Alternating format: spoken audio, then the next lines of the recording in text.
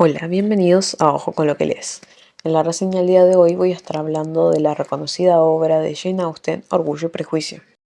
Este clásico de literatura inglesa fue publicado por primera vez en el año 1813. Esta historia está ubicada en la Inglaterra del siglo XIX y gira alrededor de los Bennet, una familia de clase media con 5 hijas, datos que son cruciales en una época donde el matrimonio era prácticamente todo, y en donde ninguna de estas hijas podía ser la heredera de los terrenos familiares, pero se centra particularmente en la relación de Elizabeth, la segunda hija del matrimonio Bennet, y el adinerado Fitzwilliam Darcy, que lo voy a estar llamando nomás Darcy como en la mayoría de la obra. Desde un inicio, Elizabeth y Darcy chocan entre sí por malentendidos, por prejuicios y, hay que decirlo, por mucho orgullo de parte de ambos. Elizabeth, por su personalidad independiente e ingeniosa, tacha a Darcy como un tipo soberbio y orgulloso, y hasta podría decirse que altanero. Por otro lado, Darcy mira con cierto rechazo las circunstancias de la familia de Elizabeth. Básicamente los prejuzga por su clase social, lo que lleva a subestimar su inteligencia y su carácter también. Leer esta historia es como viajar de alguna manera a otra época, en la que aunque las normas sociales y las apariencias lo eran todo, las emociones más profundas y los conflictos personales se sienten tan reales como cualquiera que experimentamos a día de hoy. Relacionado a esto mismo, una de las cosas que más me llamó la atención y que me gustaría resaltar es la personalidad tan moderna, si podría decirse así, de Elizabeth, porque a pesar de ser una historia escrita hace más de 200 años y ubicada en un tiempo tan distinto al nuestro, la protagonista no es la típica mujer sumisa. No tiene miedo a desafiar a su familia o a lo socialmente correcto, como el rechazar un matrimonio ventajoso con Collins. Es ingeniosa y auténtica a la hora de responder, tanto cuando le faltan de respeto como cuando simplemente está bromeando con otra persona. Y también presenta actitudes no tan favorables.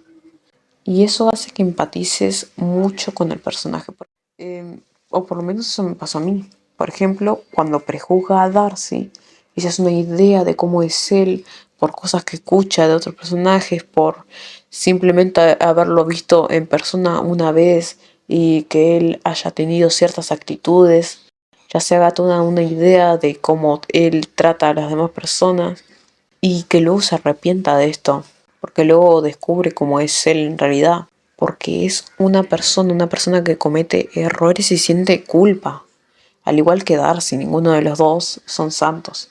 Sin embargo, ambos tenían razones para actuar de la manera en que lo hicieron y para reaccionar de la manera en que lo hicieron.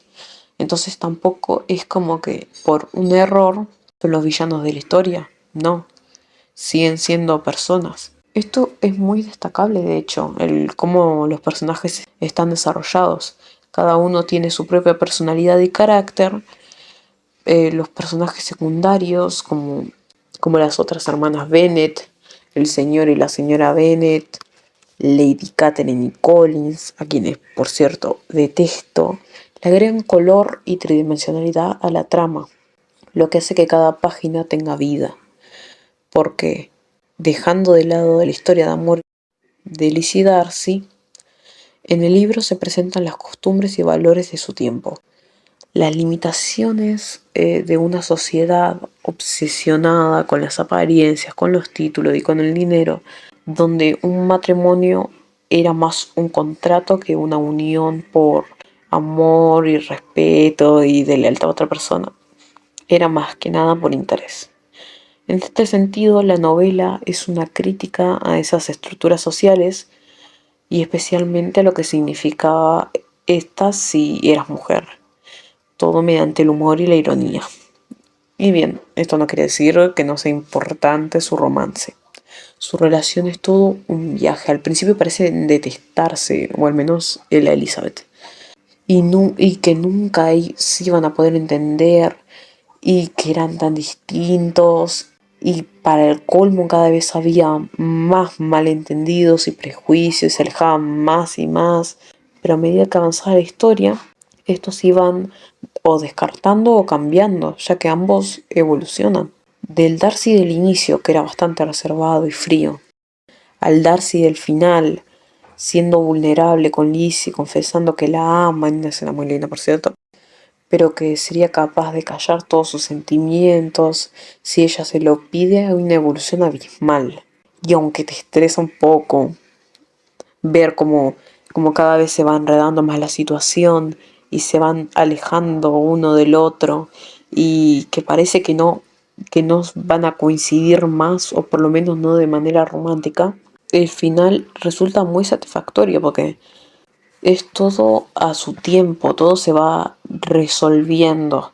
Es decir, podría haber sido tan fácil como, bueno, esto nunca existió, o que se vean una vez más y que automáticamente se olviden de todo lo anterior y todo esté resuelto. Pero no, no es así. Pasan momentos difíciles en las etapas de su relación. Y eso lo hace todavía más creíble, más auténtico. Y sobre todo, como que te presenta más esto de el orgullo y del prejuicio de las primeras impresiones, de cómo esto afecta a cada uno, de cómo ambos se equivocan, de todo eso porque ambos son humanos y que no siempre estamos bien, o sea, no siempre estamos en lo cierto, aunque creamos que sí, porque ella es una chica muy inteligente, obvio, que lee mucho y aunque no recibió ninguna educación con una institutriz, es bastante sabia, pero aún así es una persona y aún así se equivoca. Y aún así vuelvo a lo mismo porque es el mensaje que te deja esta obra sobre cómo los prejuicios y el orgullo muchas veces afectan a uno y afectan a la manera en la que vemos a los demás. Y también están los prejuicios que pone la sociedad, es decir, en ese momento, la sociedad de ese momento, y hasta podría adaptarse a la de hoy sobre otras personas, más que nada en el lado del matrimonio, porque obviamente era algo muy crucial en la época. En conclusión, es un libro que recomiendo totalmente.